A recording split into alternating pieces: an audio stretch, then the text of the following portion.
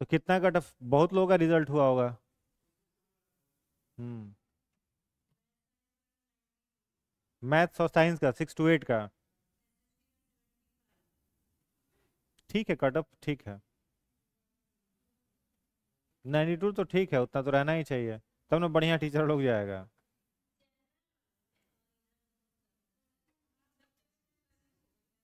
हम्म।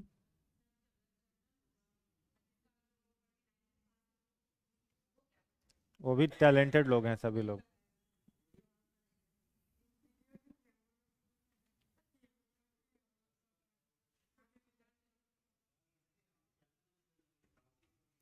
तब तो मिठाई आ जाना चाहिए खूब सारा। हाँ वही ना, अभी जो सब गायब है, सब सेलिब्रेट खुद से कर रहा होगा घर पे। हाँ। हाँ, जो जब आएगा तो मिठाई उठाई लेके आएगा सब।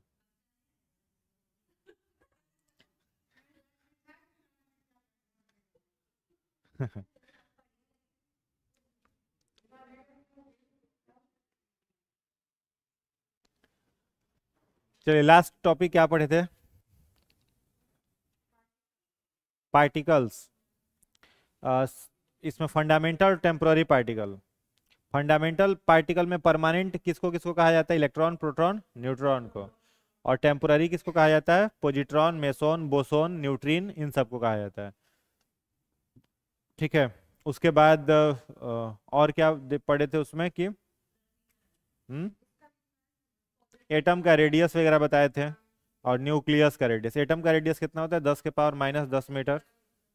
और न्यूक्लियस का 10⁻⁻15, 15 मीटर होता है। एटम न्यूक्लियस से कितना बड़ा होता है? 10⁵ टाइम्स, 1 लाख गुना बड़ा होता है। देखो एटॉमिक मॉडल क्या कहता है, इसमें सबसे पहला लिखिएगा, पहला पॉइंट इसमें लिखिएगा। एटॉमिक मॉडल में पहला पॉइंट,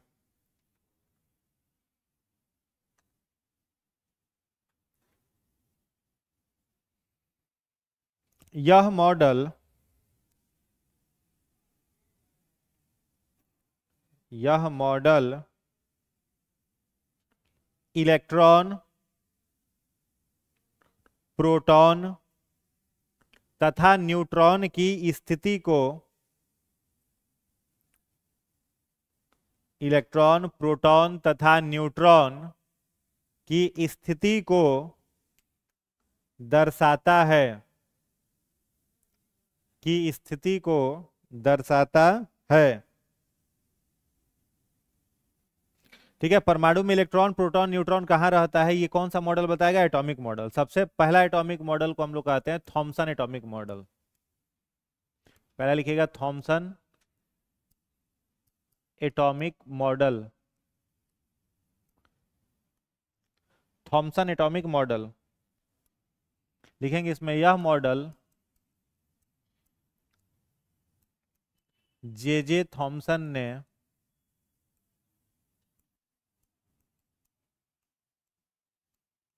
यह मॉडल जे जे थॉमसन ने दिया था।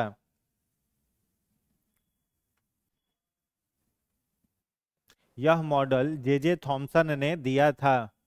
इसे वाटरमेलन एटॉमिक मॉडल या प्लम पुडिंग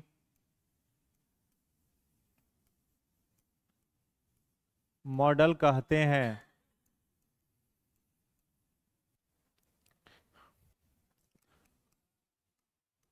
थॉमसन ने एटम की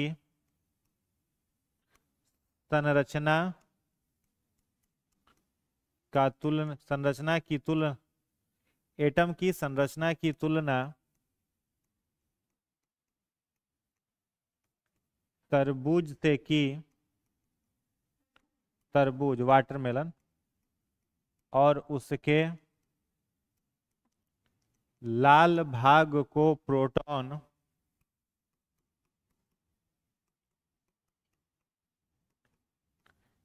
एवं बिखरे हुए बीजों को इलेक्ट्रॉन कहा।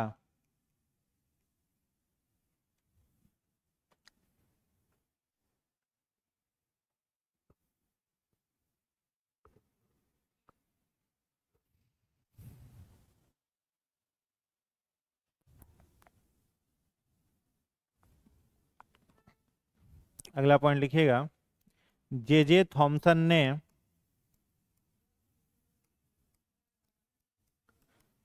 कैथोड रे एक्सपेरिमेंट से इलेक्ट्रॉन की खोज की थी। जे थॉमसन ने कैथोड रे एक्सपेरिमेंट से इलेक्ट्रॉन की खोज की थी।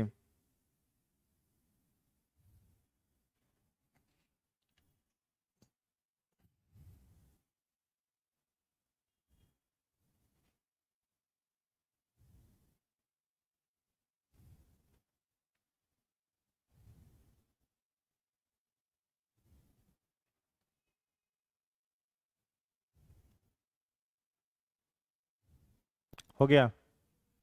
अब इसमें देखिए, सबसे पहला जे थॉमसन का एटॉमिक मॉडल था, और जे थॉमसन ने अपने एटॉमिक मॉडल में क्या कहा कि एक परमाणु जो होता है उसकी आकृति कैसी होती है, तरबूज के जैसा। एक एटम कैसा होगा, तरबूज के जैसा होगा, वाटरमेलन की तरह दिखेगा। ठीक है। वाटरमेलन जो होता है इसके भीतर बहुत सारे बीज भी पाए जाते हैं, तो इसके अंदर में बीज भी आपको मिलेंगे, सीड्स मिलेंगे, काले रंग के बीज जो अलग अलग जगहों पर पाए जाएंगे, अलग अलग जगहों पर बिखरे हुए अवस्था में होते हैं। तो जे थॉमसन ने कहा कि वाटरमेलन का जो रेड पार्ट है वह क्या होगा, प्रोटॉन। ठीक है। और इसमें जो ये सीड हैं ये क्या होंगे, इलेक्ट्रॉन। ठीक है। तो यही कहा उसने, जे थॉमसन ने, और इसी मॉडल को क्या बोला गया, इसी मॉडल को बोला गया वाटरमेलन एटॉमिक मॉडल, परमाणु का तरबूज वाला सिद्धांत, या फिर इसको क्या बोला गया, प्लम पुडिंग मॉडल। तो प्लम पुडिंग मॉडल का मीनिंग ये होता है कि जैसे खीर बनता है तो खीर में जो दूध पूरा का पूरा है उस दूध को क्या कहा जाएगा, क्या कहा जाएगा, प्रोटॉन। जैसे खीर बना तो खीर में जो दूध वाला पार्ट है वह क्या है, प्रोटॉन है, प्रोटॉन है, और उसमें जो ड्राई फ्रूट्स हैं वह क्या होगा, इलेक्ट्रॉन। लेकिन ये मॉडल गलत क्यों हो गया, क्योंकि ये मॉडल इलेक्ट्रॉन की वास्तविक स्थिति बताने में सक्षम नहीं था। अब जैसे इलेक्ट्रॉन है, वह इलेक्ट्रॉन बाहरी कक्षा में एक वृत्ताकार पथ पर गति कर रहा है। इलेक्ट्रॉन कहाँ गति कर रहा है, बाहरी कक्षा में वृत्ताकार पथ पर गति कर रहा है। जे थॉमसन ने क्या कहा है कि इलेक्ट्रॉन जैसे बिखरे हुए हैं, एटम के अंदर अलग अलग जगह पर बिखरे हुए हैं। तो पहला तो गलती कर दिया। दूसरा, तरबूज के पूरे लाल भाग को इन्होंने प्रोटॉन कहा था, जबकि प्रोटॉन कहाँ पर पाया जाता है, न्यूक्लियस में पाया जाता है। तो दोनों चीज बताने में इनका परमाणु मॉडल क्या रहा, विफल रहा। इसलिए इनके परमाणु मॉडल को चैलेंज किया एक दूसरे व्यक्ति ने, जिसका नाम था रदरफोर्ड। क्या नाम था, रदरफोर्ड। तो पूछा जाए कि जे थॉमसन के परमाणु मॉडल को गलत किसने बताया, रदरफोर्ड ने। लेकिन इसका जो फैक्ट है वह याद रखना है, वाटरमेलन एटॉमिक मॉडल इन्होंने दिया था।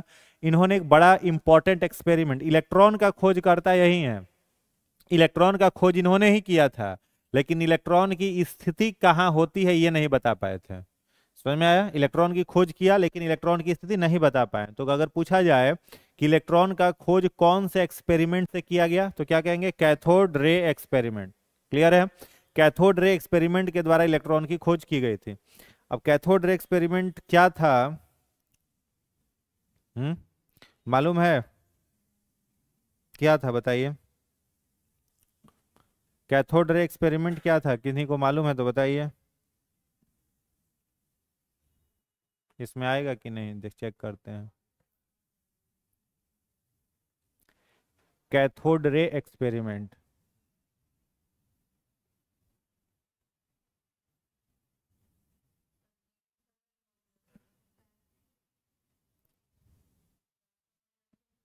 हम्म हम्म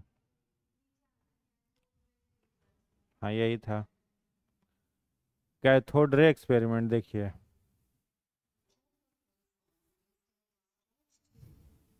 यही था, पहले देख लो फिर समझा देते हैं।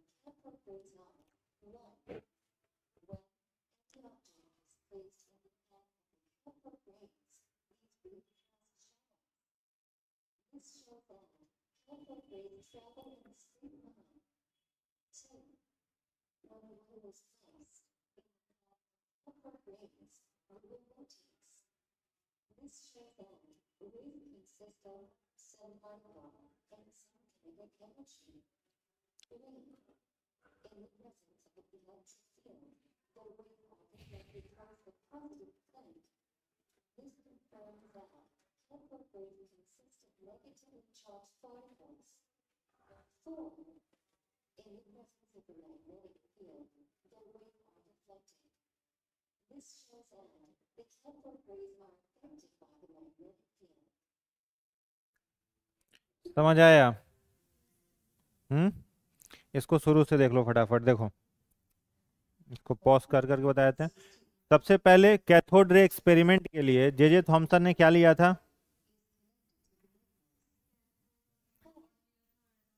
देखो सबसे पहले क्या किया, ये जो दिख रहा है इसको बोला जाता है ग्लास ट्यूब, ठीक है, फ्यूज ग्लास ट्यूब है ये, ठीक ना। अब इस ग्लास ट्यूब के अंदर उन्होंने क्या किया था, वैक्यूम क्रिएट कर दिया, ठीक है। क्या क्रिएट कर दिया? वैक्यूम। वैक्यूम मतलब एयर गायब कर दिया। भाई ग्लास मान लो ये है तो इसके अंदर एयर रहेगा, तो उस एयर के प्रेशर को उन्होंने क्या कर दिया, गायब कर दिया। वैक्यूम ट्यूब लगा करके एयर को निकाल दिया, और इसके अंदर का जो प्रेशर है इस ग्लास का, वह प्रेशर कितना रखा, 0.0001 mmHg, ठीक है। प्रेशर को एचजी में मेजर करते हैं, तो इसके अंदर प्रेशर रहा इतना, ठीक है। उसके बाद क्या किया, इसको दो टर्मिनल से कनेक्ट कर दिया, निगेटिव जिसको कैथोड बोलेंगे, पॉजिटिव जिसको एनोड बोलेंगे, और फिर इन दोनों टर्मिनल को एक बैटरी से क्या किया, जोड़ दिया, कनेक्ट कर दिया। अब यह जो बैटरी था वह देखो,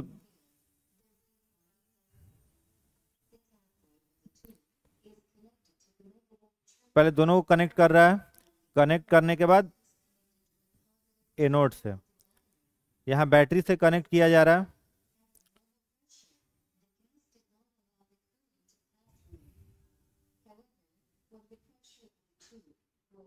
कितना प्रेशर, 0.001 mmHg, यानी बिल्कुल नहीं है प्रेशर, लो प्रेशर है। बैटरी कितने वोल्ट का यूज किया जा रहा है, 10 किलो वोल्ट से 20 kV, ठीक है। इतने से बैटरी को कनेक्ट किया गया। अब जैसे ही बैटरी को कनेक्ट किया गया तो इलेक्ट्रिसिटी कैरी होगा, कैरी होगा ना। तो जब इलेक्ट्रिसिटी कैरी होगा तो दिखा क्या जे थॉमसन को, कि यहां से जो कैथोड वाला हिस्सा है ना, इस कैथोड वाले हिस्से से एक रे जो होगा वो पास होता हुआ आगे बढ़ रहा है, ये रे जा रहा है। अब ये ध्यान रखना है कि ये रे आपको इसमें दिखाई दे रहा है, ये रे इनविजिबल है, ठीक है। ये रे दिखाई नहीं देता, कैथोड रे भी दिखाई नहीं देता, कैनाल रे भी दिखाई नहीं देता। ये रे कैसा है, इनविजिबल, दिखाई नहीं दे रहा है। लेकिन ऑब्जर्वेशन करने के लिए, ये आपको समझने के लिए बताया, ऑब्जर्वेशन करने के लिए जे थॉमसन ने क्या किया, देखिएगा ये रे जा रहा है, इसको ऑब्जर्वेशन करने के लिए क्या करेंगे,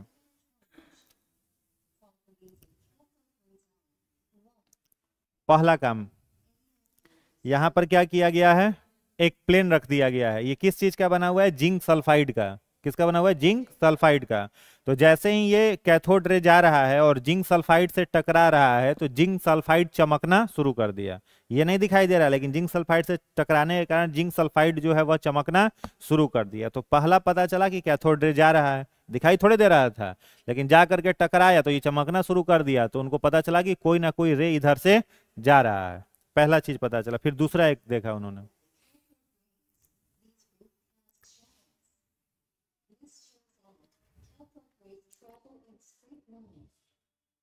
स्ट्रेट लाइन में।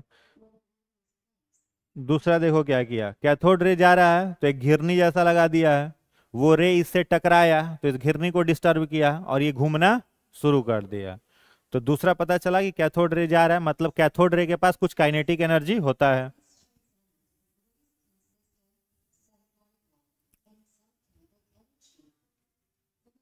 तीसरा, कैथोड रे जा रहा है तो रे दो तरीके का है, कैथोड रे और एनोड रे। कैथोड रे पर कौन सा चार्ज होता है, निगेटिव चार्ज। एनोड रे पर पॉजिटिव चार्ज। तो यहां पर उन्होंने एक पॉजिटिव रख दिया है, तो निगेटिव किधर अट्रैक्ट होगा, पॉजिटिव के तरफ। तो इसी से पता चला कि कैथोड रे निगेटिव होता है, शुरू में पता नहीं था। यहां पर उन्होंने प्लस रखा है, यहां पर माइनस रखा है, तो जो कैथोड रे था वह किधर अट्रैक्ट हो गया, पॉजिटिव के तरफ। तो इससे क्या पता चला कि कैथोड रे निगेटिव होता है। ठीक है, तो तीसरी जानकारी यहां से मिली।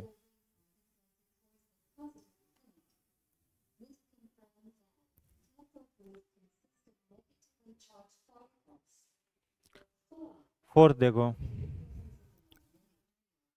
ठीक है, कैथोड रे पर क्या किया, मैग्नेट लगाया। तो मैग्नेट लगाया तो यहां से यह मैग्नेट को क्या करेगा, मैग्नेट में जो नॉर्थ और साउथ पोल है, तो नॉर्थ पोल को ये क्या कर रहा है, अट्रैक्ट कर रहा है। तो पता चल गया कि ये चार्ज्ड पार्टिकल होता है, यानी इस पर कुछ चार्ज होता है। न्यूट्रल रहता तब तो मैग्नेट उसे अट्रैक्ट ही नहीं करता, तो इस पर चार्ज होता है। ये चार चीजें पता चली किस एक्सपेरिमेंट से, कैथोड रे एक्सपेरिमेंट से। समझ में आ गया। जो जो इंपॉर्टेंट इंफॉर्मेशन है नोट में 2-3 पॉइंट इसमें लिख लीजिएगा, नोट में 2-3 पॉइंट इसमें लिख लोगे।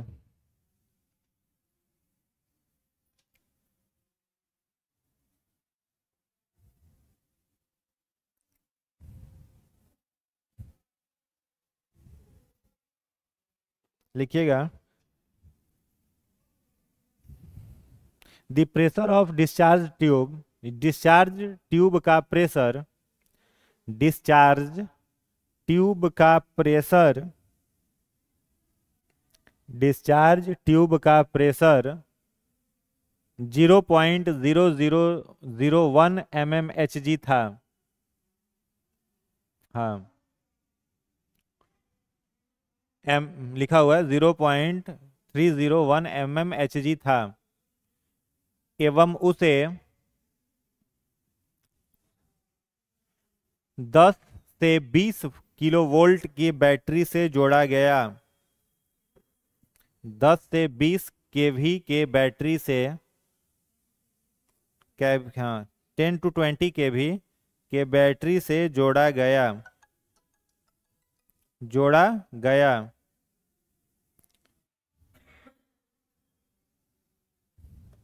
अगला पॉइंट लिखिएगा,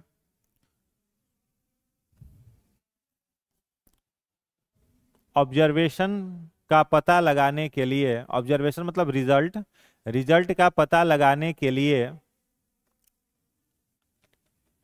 zinc sulphide, zinc sulphide, zinc sulphide का प्रयोग किया, जिंक सल्फाइड प्लेट का प्रयोग किया गया,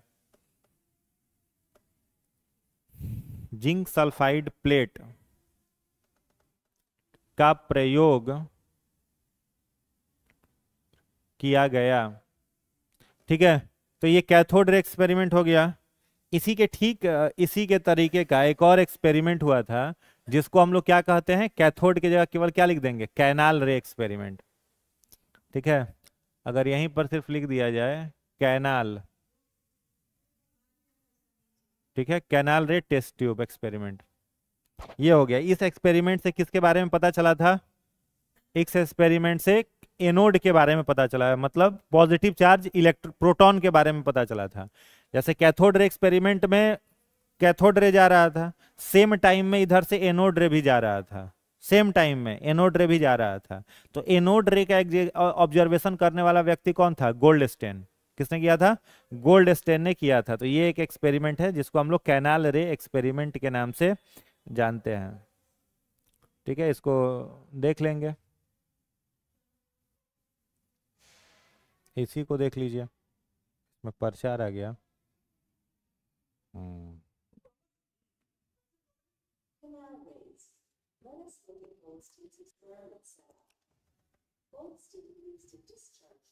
डिस्चार्ज ट्यूब लिया गया, सेम प्रेशर उतना ही रहेगा। एनोड और कैथोड दो है। फ्लोरोसेंट स्क्रीन किसका है? जिंक सल्फाइड का। हाँ, प्रेशर यहाँ कर दिया गया 0.001 mmHg।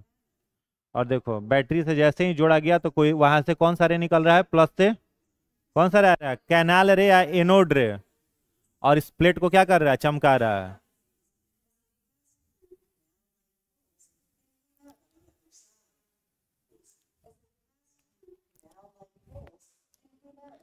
क्लियर हो गया?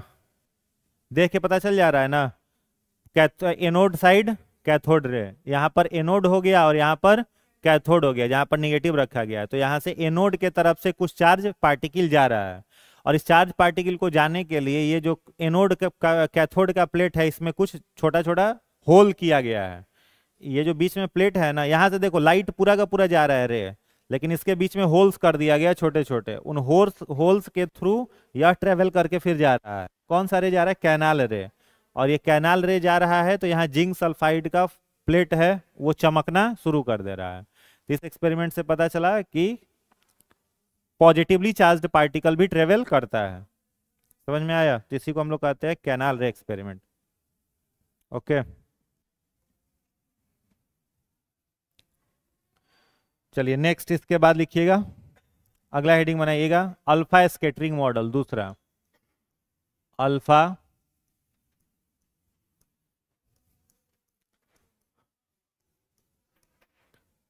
प्रकीर्णन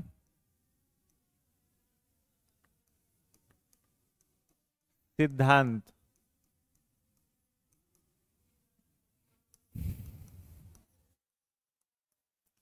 अंग्रेजी में कहते हैं अल्फा स्कैटरिंग मॉडल। लिखिएगा यह सिद्धांत किसने दिया था? रदरफोर्ड ने।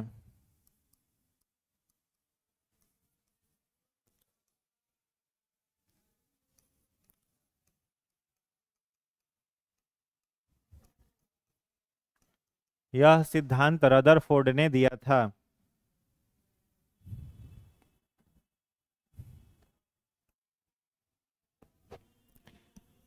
इस प्रयोग में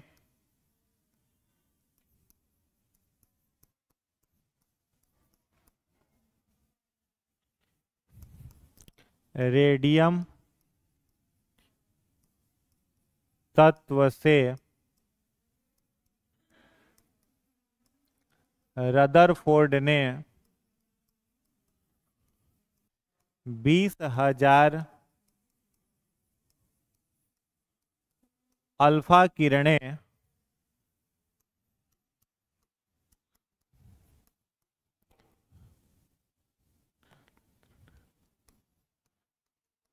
तैयार की और उन्हें थिन गोल्ड शीट से गुजारा एवं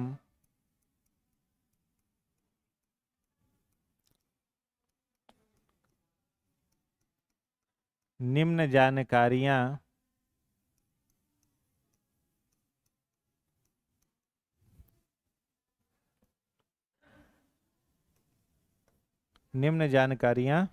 दी।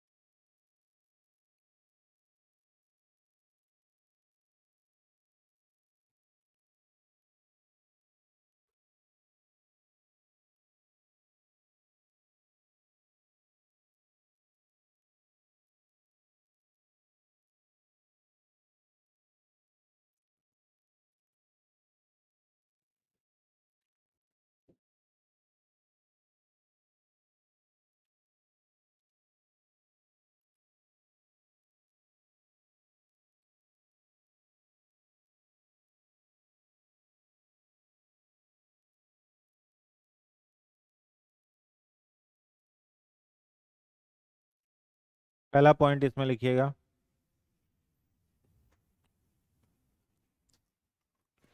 एटम का अधिकांश भाग खाली होता है।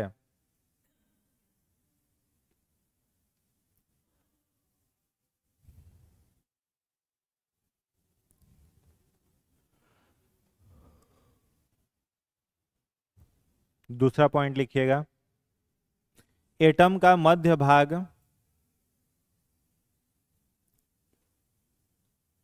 धनावेशित धनावेशित होता है, पॉजिटिव चार्ज धनावेशित होता है, इसलिए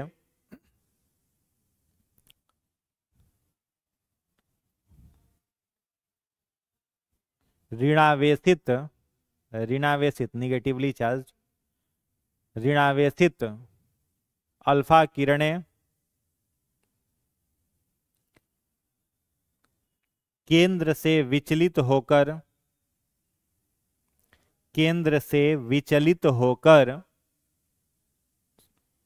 तिरछे निकल गईं, तिरछे स्लैंट मूव, तिरछे निकल गईं, तिरछे निकल गईं। तीसरा पॉइंट लिखिएगा, परमाणु का मध्य भाग, परमाणु यानी एटम का मध्य भाग अत्यंत कठोर होता है, अत्यंत कठोर होता है, इसलिए अल्फा किरण इसे भेद नहीं सकी, अल्फा किरण इसे भेद नहीं सकी, पार नहीं कर सकी, भेद नहीं सकी।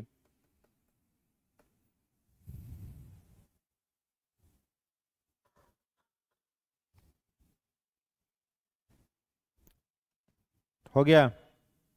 इसमें किसी को दिक्कत तो बताइए।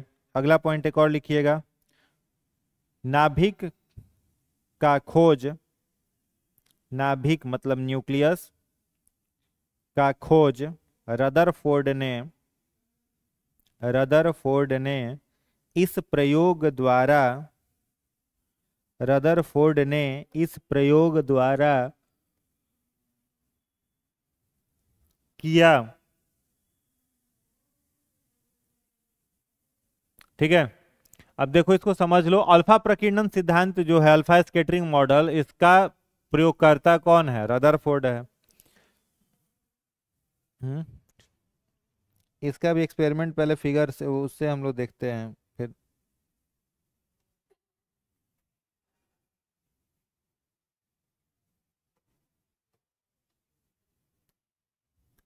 उसमें ये भी एक्सपेरिमेंट होना ही चाहिए।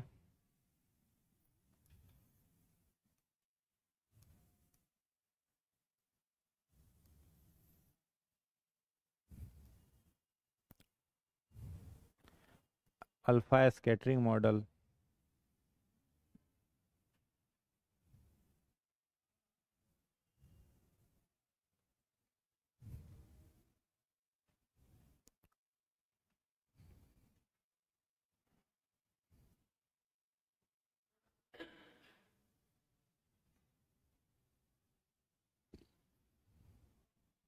शॉर्ट में कौन सा है? ये वाला एक्सपेरिमेंट है ना? ये कुछ ज्यादा ही शॉर्ट है। हम्म,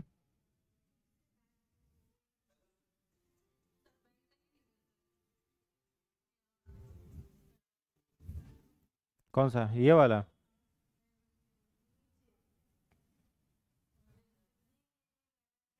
ये 3D डायग्राम नहीं है।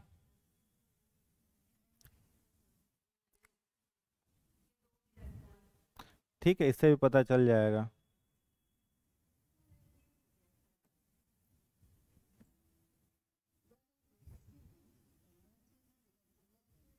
नाइनटीन 1911 में।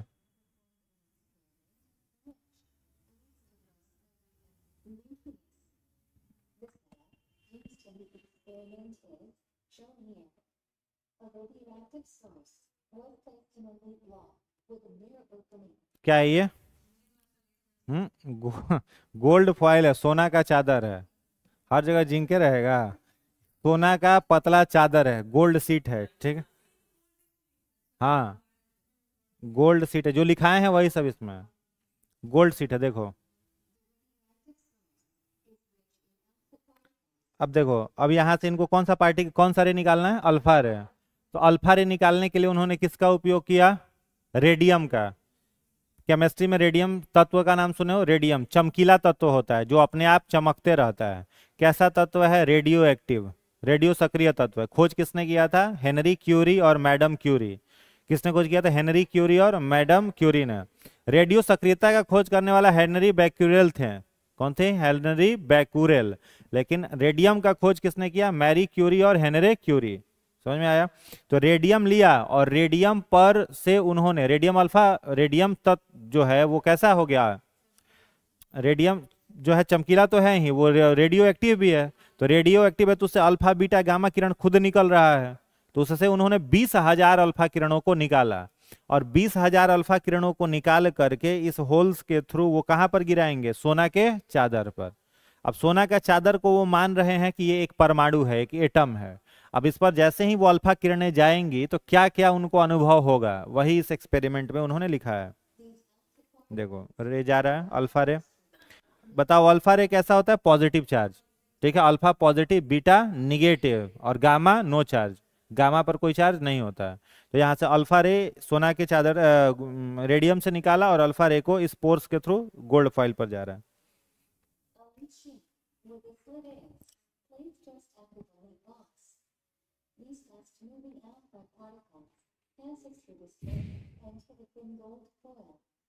The alpha particles were detected using a zinc-coated fluorescent screen. When the alpha particles strike the fluorescent screen, they produce scintillations. This experiment Rutherford observed that 1. Most of the alpha particles pass through a gold foil undeflected. 2. Some alpha particles were deflected at small angles. 3. Some alpha particles were deflected at large angles. 4. Very few of them bounced back at an angle of 180 degrees. ठीक है। अब इस experiment में आपने क्या क्या लिखा है, 3 पॉइंट लिखा है, 3 ऑब्जर्वेशन निकला। पहला क्या लिखा हुआ, अनडिफ्लेक्टेड पार्टिकल। तो जो आपने डायग्राम बनाया है उस डायग्राम में आपको दिख रहा होगा कि पहला पार्ट मैंने क्या लिखवाया कि परमाणु का मध्य भाग, परमाणु का अधिकांश भाग खाली होता है। तो अधिकांश भाग देखो इस एटम का खाली है, इसीलिए ज्यादा से ज्यादा अल्फा रे, जो फिगर आप बनाए उसको भी देखिए, ज्यादा से ज्यादा अल्फा रे क्या हो जा रहा है, निकल जा रहा है, निकल जा रहा है। पहला चीज पता चला।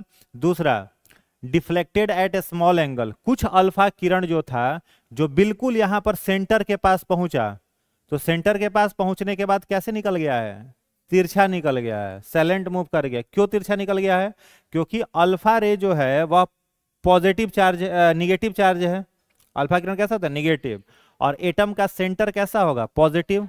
न्यूक्लियस कहाँ है, सेंटर पे है। तो पॉजिटिव अल्फा रे भी आपका हो गया किस तरीके का, पेन इसमें नहीं आ रहा, इसमें पेन का नहीं, अल्फा रे भी हो गया आपका पॉजिटिव, और एटम का सेंटर भी हो गया पॉजिटिव। तो दोनों रे जैसे ही यहां पर आ रहा है तो पॉजिटिव पॉजिटिव रिपेल करेगा, तो डिफ्लेक्ट करके निकल गया। ये दूसरा जानकारी दिया, deflected at the large angle. Large angle का मतलब क्या हुआ, बहुत सारा किरण जो है वो भी डिफ्लेक्ट होकर के बाहर निकल गया, जो सेंटर के पास पहुंचा था। मतलब एटम के किनारे पर जो यहां पर अल्फा रे गिरेगा वो तो सीधा निकल जाएगा, लेकिन जो सेंटर पर पहुंचा वो डिफ्लेक्ट करेगा, क्योंकि वहां पर निगेटिव पॉजिटिव चार्ज है। 20,000 अल्फा रे टोटल प्रोड्यूस हुआ था, उसमें से केवल एक अल्फा रे जो था वो एग्जैक्टली जाकर के इसके सेंटर पर टकराया। तो जो बिल्कुल सेंटर पर जाकर के टकराया वो वापस उसी डायरेक्शन में चला आया। जैसा कि आप यहां से देख रहे हैं, 20,000 में से केवल एक अल्फा रे जो था वो जा करके 180 डिग्री पर क्या हो जा रहा है, वापस आ जा रहा है। क्यों आ जा रहा है, क्योंकि एटम का यह जो सेंटर है वह इतना ज्यादा हार्ड है कि अल्फा रे इसे पेनिट्रेट नहीं कर पा रहा है, छेद नहीं पा रहा है। समझ में आया। एटम का अधिकांश भाग खाली है तो अधिकांश अल्फा किरणें खाली स्थान से निकल गई।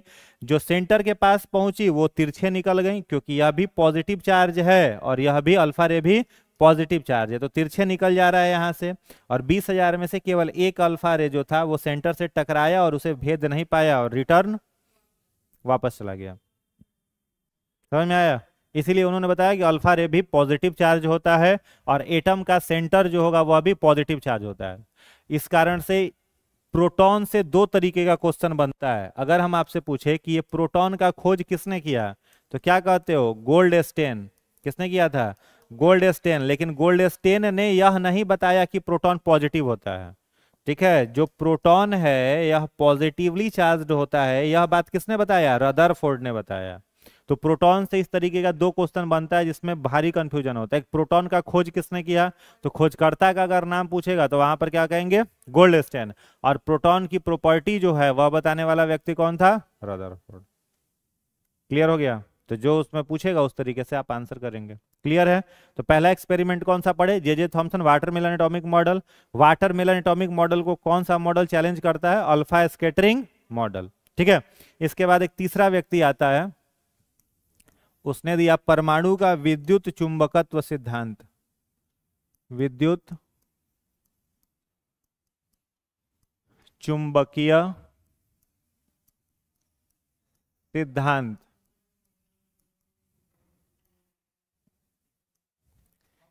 इलेक्ट्रोमैग्नेटिक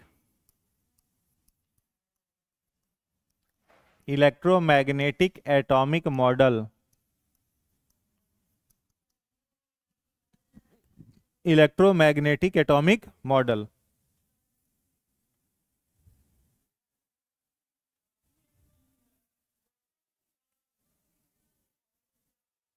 हो गया।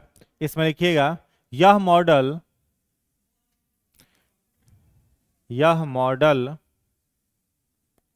मैक्सवेल MAXWELL मैक्सवेल ने दिया। अगला पॉइंट, मैक्सवेल के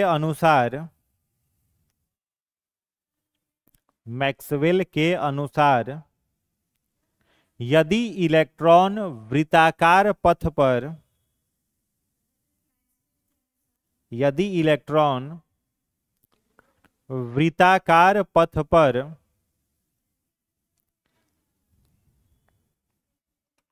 गति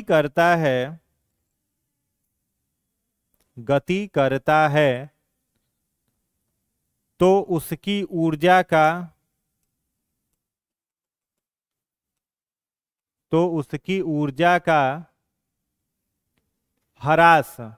ह्रास मतलब कमी, ऊर्जा का ह्रास होगा और वह नाभिक में गिरकर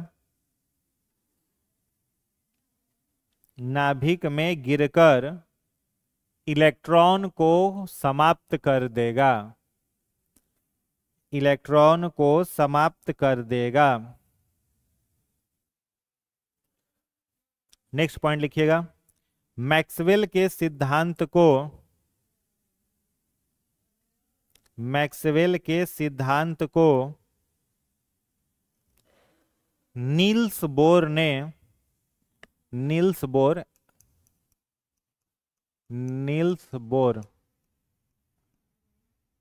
मैक्सवेल के सिद्धांत को नील्स बोर ने चुनौती दी, चैलेंज किया। हो गया। अब देखो मैक्सवेल जो है इनका सिद्धांत हम लोग कहां पर पढ़ते हैं? फिजिक्स में। मैक्सवेल फिजिक्स के वैज्ञानिक थे। थोड़ा सा यहाँ पर पॉजिटिव और निगेटिव चार्ज देख रहे थे तो सोचे हम भी कुछ इसमें अपना योगदान दे दें। तो क्या योगदान इन्होंने देने का प्रयास किया जो कि गलत था, वह यह योगदान दिया उनका, वो कह रहे थे कि ये इलेक्ट्रॉन के घूमने का रास्ता है, ये जो है यह वृत्ताकार पथ इलेक्ट्रॉन के घूमने का रास्ता है, इस पर इलेक्ट्रॉन घूम रहा है, बहुत तेजी से इलेक्ट्रॉन क्या कर रहा है? इस पर घूम रहा है, गति कर रहा है। तो इलेक्ट्रॉन अगर इस सेम ऑर्बिट पर, सेम पथ पर लगातार घूम रहा है तो धीरे धीरे उसकी ऊर्जा में क्या होगी? कमी होगी। आपको एक रिंग में बोल दे दौड़ते रहो तो दौड़ते दौड़ते आपकी ऊर्जा क्या होगी? खत्म होगी। और जब आपकी ऊर्जा खत्म होगी तो आप बाहर नहीं गिरेंगे, कहाँ गिरेंगे? अंदर गिरेंगे। जैसे कि रिंग में तुमको दौड़ा दें तो खूब दौड़ रहे हो तेजी से, तो कभी भी आप बाहर नहीं गिरोगे, टुवार्ड्स दी सेंटर, हमेशा किधर गिरोगे? सेंटर के तरफ, जब तुम्हारी ऊर्जा क्या हो जाएगी? समाप्त हो जाएगी।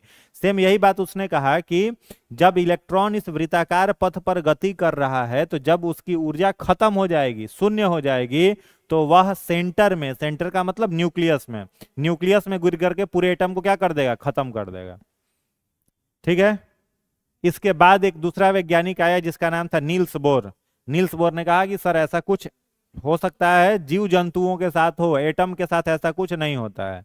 एटम की ऊर्जा कमती है, बढ़ती है, जीरो कभी नहीं होती है। एटम की जो ऊर्जा है वो घट सकती है, बढ़ सकती है, शून्य कभी नहीं हो सकती। इसीलिए एटम हमेशा, परमाणु में जो इलेक्ट्रॉन है वह हमेशा क्या होते रहेगा? घूमते रहेगा। समझ में आया? तो नील्स बोर कहा कि इलेक्ट्रॉन की ऊर्जा खत्म होगी, वो नाभिक में गिर के खत्म हो जाएगा। इसी मॉडल को क्या बोला जाता है? इलेक्ट्रोमैग्नेटिक एटॉमिक मॉडल, परमाणु का विद्युत चुंबकत्व का सिद्धांत। किसने दिया? मैक्सवेल ने। अब मैक्सवेल के बाद जो दूसरा व्यक्ति आता है उसका नाम था नील्स बोर, और उसके मॉडल को कहा जाता है बोर बरी सिद्धांत। बोर बरी सिद्धांत, बोर बरी सिद्धांत लिखिएगा।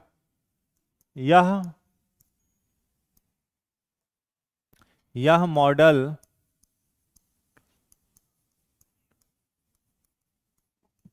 नील्स बोर ने, यह मॉडल नील्स बोर ने दिया। इसमें डैश देकर के अगला पॉइंट लिखिएगा। यदि इलेक्ट्रॉन अपनी कक्षा में गति करें, अपनी कक्षा माने ऑर्बिट, इलेक्ट्रॉन अपनी कक्षा में गति करें तो उनकी ऊर्जा में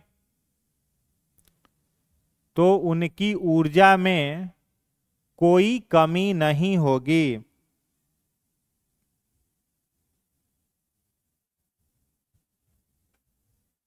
अगला पॉइंट, यदि इलेक्ट्रॉन की ऊर्जा बढ़ जाती है, यदि इलेक्ट्रॉन की ऊर्जा बढ़ जाती है तो वह नाभिक से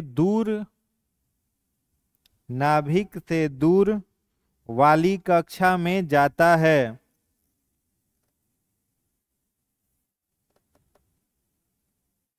और ऊर्जा कम होने पर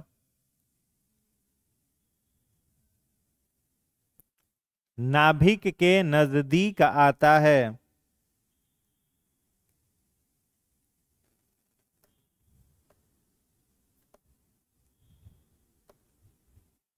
अगला पॉइंट, नील्स बोर के परमाणु मॉडल को मान्यता प्राप्त है। नील्स बोर के परमाणु मॉडल को मान्यता प्राप्त है,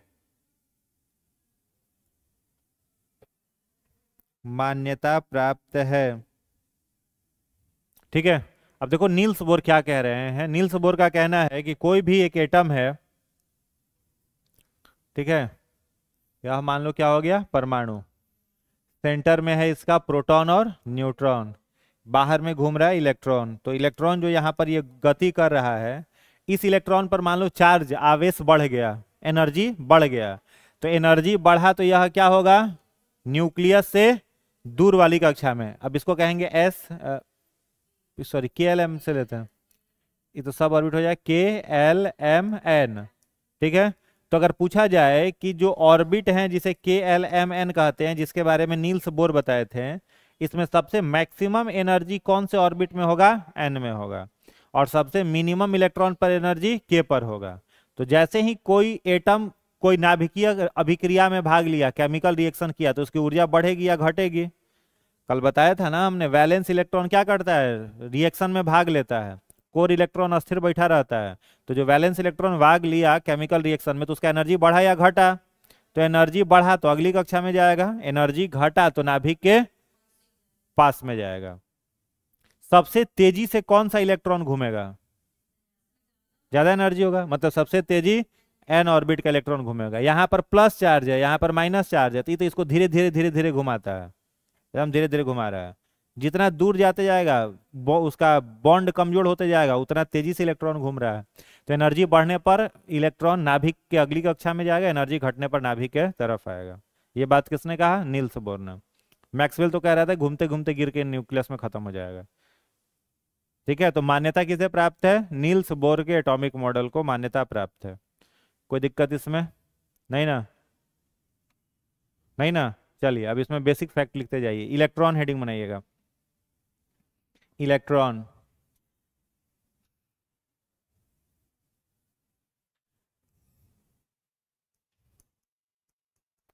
इलेक्ट्रॉन इसमें डैश दे करके लिखिएगा। इसकी खोज, इलेक्ट्रॉन में इसकी खोज 1897 1897 में जे थॉमसन ने किया। 1897 में जे थॉमसन ने किया।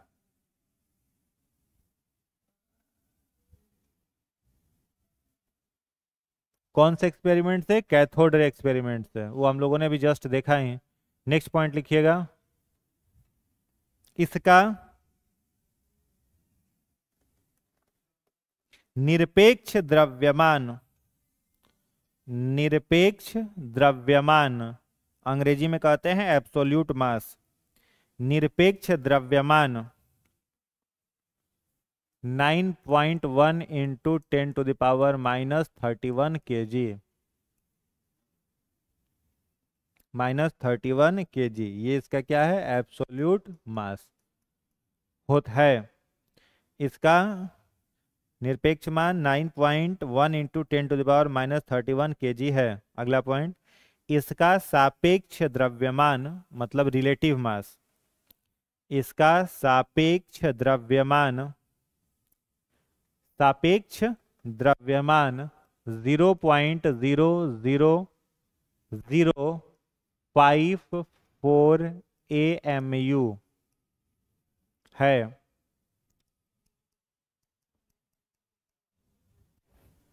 54 AMU है। अगला पॉइंट, इस पर चार्ज, इस पर चार्ज, इस पर चार्ज -1.6 इंटू 10⁻⁻19 कूलम्ब है।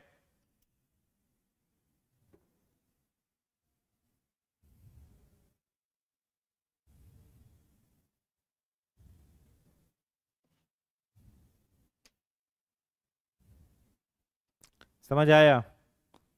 देखो, इलेक्ट्रॉन पर अगर पूछा जाए एब्सोल्यूट मास मतलब उसका ओरिजिनल मास कितना है, तो एब्सोल्यूट मास निकाला जाएगा तो कितना कहोगे? 9.1 इंटू 10⁻31 kg। रिलेटिव मास को किस में लिखा गया है? एएमयू में। एएमयू का मतलब एटॉमिक मास यूनिट। एएमयू का पूरा नाम क्या है? Atomic mass unit.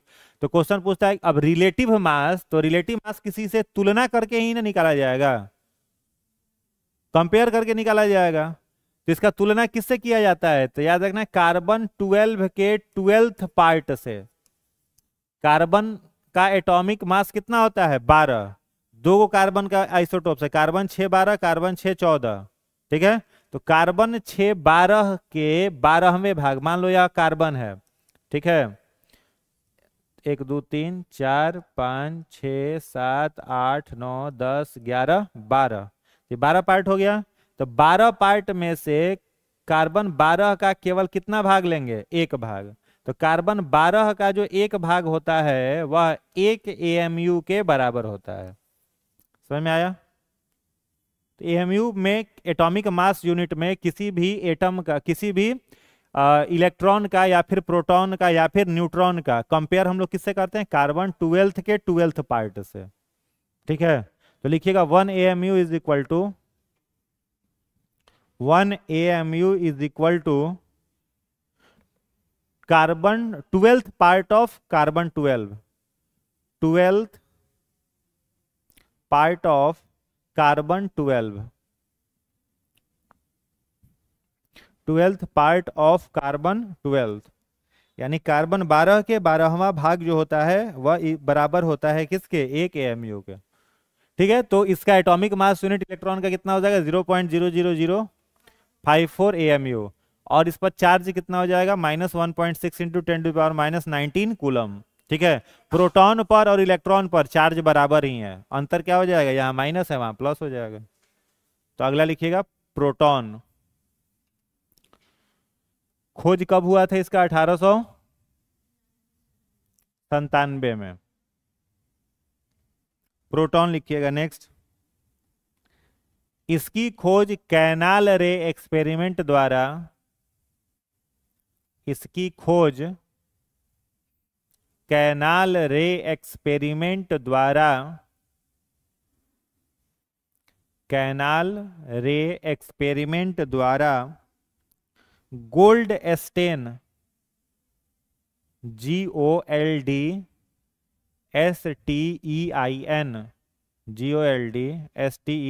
गोल्डस्टेन ने किया था। अब स्पेलिंग बोलिए दिए तब वो 2 हाली बोले, क्या हाली बोलाइएगा, गोल्डस्टेन ने किया था, गोल्डस्टेन ने किया था। अगला पॉइंट, इसका नामकरण रदरफोर्ड ने, इसका नामकरण रदरफोर्ड ने किया था, इसका नामकरण रदरफोर्ड ने किया था। ठीक है, इसका रिलेटिव मास लिखिएगा, रिलेटिव मास, रिलेटिव मास को हिंदी में क्या कहेंगे, सापेक्ष द्रव्यमान। लिखिए, हाँ सापेक्ष द्रव्यमान लिखिएगा, 1.0072 AMU, 1.0072 AMU। उसके बाद लिखिएगा एब्सोल्यूट मास, एब्सोल्यूट मास, एब्सोल्यूट मास मतलब सापेक्ष द्रव्यमान, 1.6725, 6725 इंटू 10⁻⁻27 kg, और चार्ज लिख लीजिएगा +1.6 इंटू 10⁻⁻19 कूलम्ब।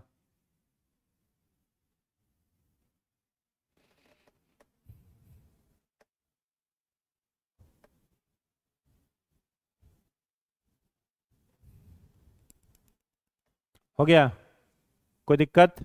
खोज इसका कब हुआ था,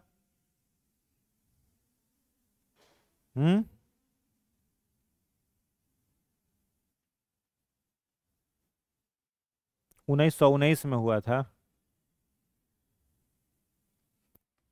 1919 क्यों याद किया जाता है भारत में?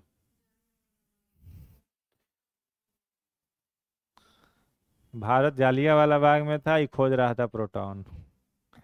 हो गया, चलिए उसके बाद लिखिएगा नेक्स्ट, न्यूट्रॉन। न्यूट्रॉन, न्यूट्रॉन, इसमें लिखिएगा यह आवेश रहित कण है, यह आवेश रहित कण है जिसकी खोज चैडविक, आवेश रहित कण है जिसकी खोज चैडविक ने 1932, चैडविक ने 1932 में किया था, 1932 में किया था। हो गया, अगला पॉइंट, इसका एब्सोल्यूट मास लिखिएगा, निरपेक्ष द्रव्यमान, निरपेक्ष द्रव्यमान 1.6749 इंटू 10⁻⁻27 kg, 1.6749, हाँ केजी में एब्सोल्यूट मास ही रहेगा, रिलेटिव मास AMU में होगा। रिलेटिव मास लिखिएगा 1.0086 1.0086 AMU।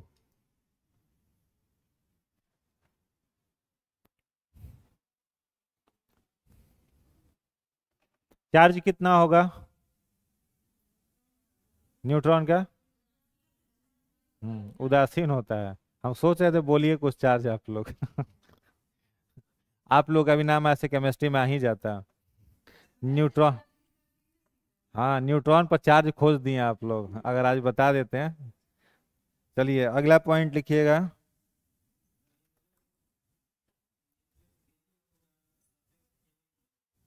एएमयू में होगा। सापेक्ष माने तुलना किया जाएगा तो एटॉमिक मास यूनिट में होगा, एएमयू में। हो गया।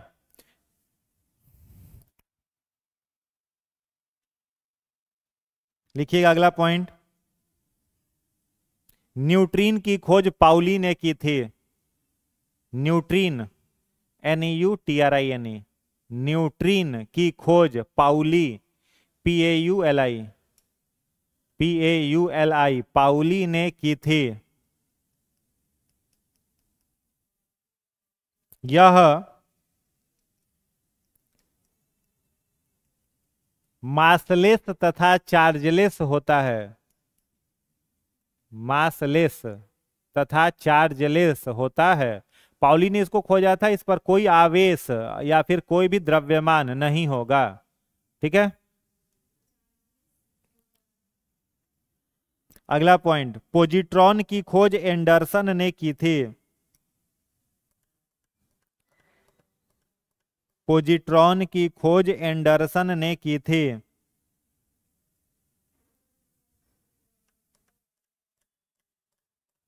हो गया। अगला point, meson, MESON, MESON, meson की खोज, मेसॉन की खोज युकावा, युकावा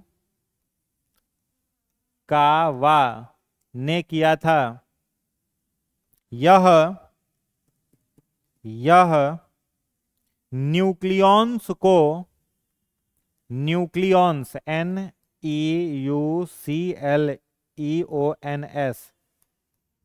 न्यूक्लियॉन्स को बांध कर रखता है, बांध कर रखता है। यह न्यूक्लियॉन को बांध कर रखता है।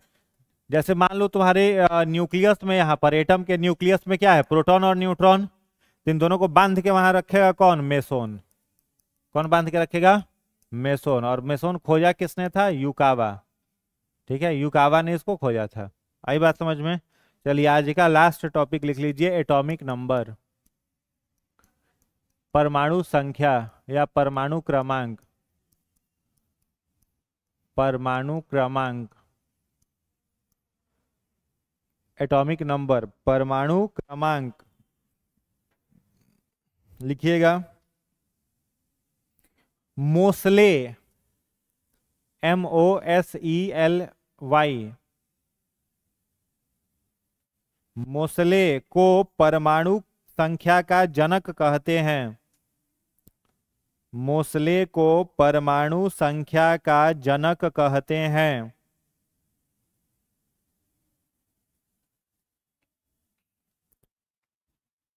अगला पॉइंट, इसे जेड द्वारा, इसे जेड, कैपिटल जेड, जेड द्वारा दर्शाते हैं, जेड द्वारा दर्शाते हैं। अगला पॉइंट, एक परमाणु में प्रोटॉन की संख्या, एक परमाणु में प्रोटॉन की संख्या, प्रोटॉन की संख्या परमाणु संख्या कहलाती है। प्रोटॉन की संख्या परमाणु संख्या कहलाती है।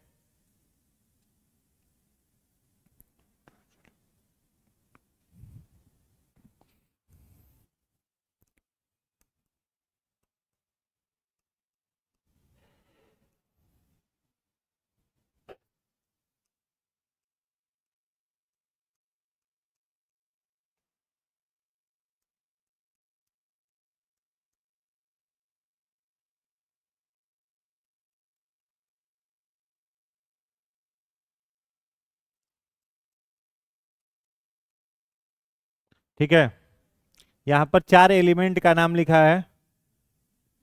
एटॉमिक नंबर को किससे दर्शाएंगे? जेड से। एटॉमिक मास को किससे दर्शाएंगे? ए से। इलेक्ट्रॉन को ई से, प्रोटॉन को पी से, न्यूट्रॉन को एन से।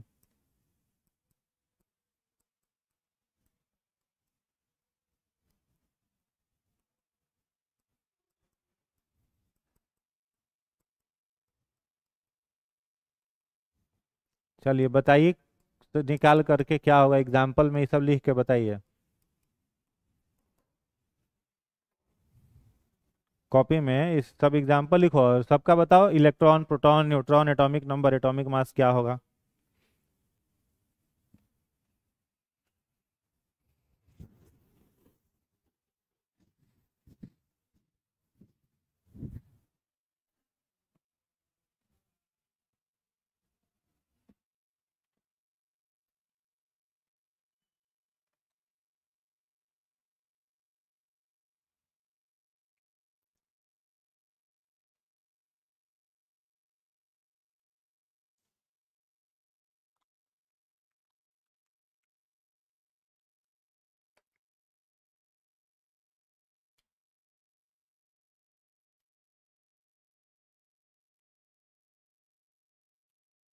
सब कुछ लिखा हुआ है क्वेश्चन में है।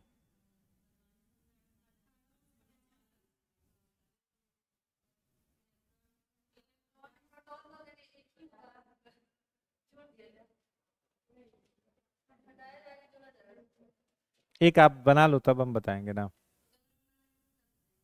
तो वो गलत ही बना लीजिए तो उसको सही कराएंगे।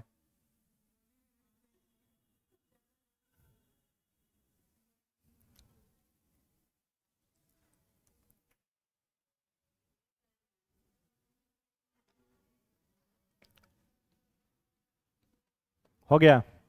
देखिए, जैसे पहला है आर्गन, है ना। तो आर्गन का एटॉमिक नंबर दिख रहा है, एटॉमिक मास दिख रहा है, इलेक्ट्रॉन दिख रहा है। इलेक्ट्रॉन किसकी संख्या के बराबर होता है? अभी क्या लिखे हो इलेक्ट्रॉन में, पढ़ो। देखो, एक फॉर्मूला याद रखना है, E बराबर P बराबर Z। यानी जितना इलेक्ट्रॉन होगा उतना ही प्रोटॉन होगा, उतना ही एटॉमिक नंबर। तो एटॉमिक नंबर जब 18 है तो प्रोटॉन, इलेक्ट्रॉन भी 18, प्रोटॉन भी 18। और न्यूट्रॉन निकालने के लिए इसमें से इसको घटा देंगे तो कितना हो जाएगा? न्यूट्रॉन 22 हो जाएगा। यहाँ पर यूरेनियम में आ जाओ, एटॉमिक नंबर 92, एटॉमिक मास, दोनों को घटाया गया है।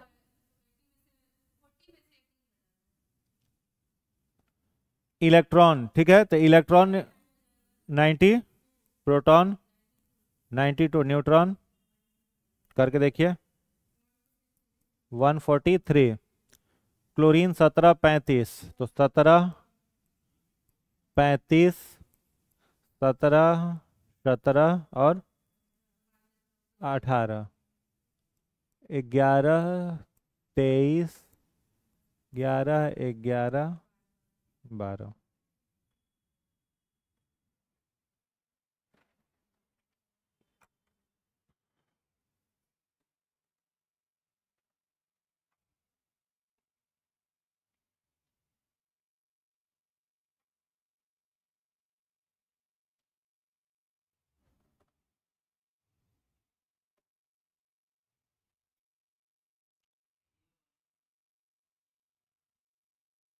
कौन वाला? ये जो है वह एटॉमिक मास है, द्रव्यमान। तो द्रव्यमान जो होता है ऊपर में लिखा हुआ रहता है। द्रव्यमान माने वजन, भारी। तो भारी सामान को कहाँ रखा जाता है? सिर पर कि पैर पर? सिर पर। और परमाणु क्रमांक माने संख्या, संख्या माने पैर में चप्पल पहनते हैं तो नंबर का पहनते हैं, 6 नंबर का चप्पल, 7 नंबर का चप्पल। तो एटॉमिक नंबर नीचे लिखा जाता है, एटॉमिक मास ऊपर लिखा हुआ रहता है। तो जो 40 लिखा हुआ है ना, वो एटॉमिक मास है, परमाणु द्रव्यमान है।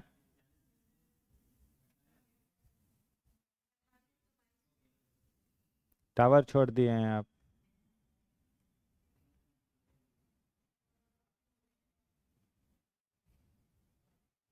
ठीक है, फिर इसके आगे नेक्स्ट क्लास में। डाउट नहीं ना कि नहीं?